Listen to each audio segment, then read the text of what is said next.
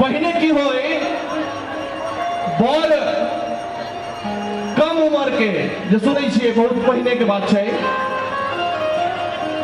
आ कनिया बेसी उम्र के तखन लिखलखिन जे पिया मोर बालक हम तरुणी गे कोन तप चुकलौं भेलौं जननी गे। तकरा बाद उल्टा होबऽ लगलै, बर पैघ होबऽ लगलखिन आ कनिया छोट होबऽ लगलखिन उम्र में।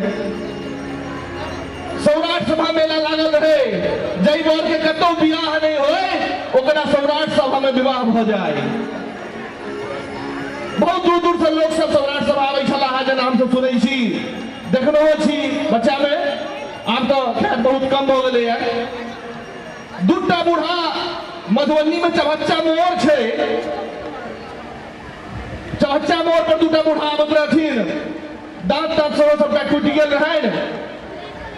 ओहिठाम दूटा रास्ता रहे, एक एम्हर एक एम्हर। हुनका नहीं समझ में एलनि जे सौराठ सभा कोन रास्ता जेतै। बकरी चरबावा रहे दूर में ठाड़, कहलखिन रे नन्ना एम्हर आ तो लग में ले। कहलकै की बाबा?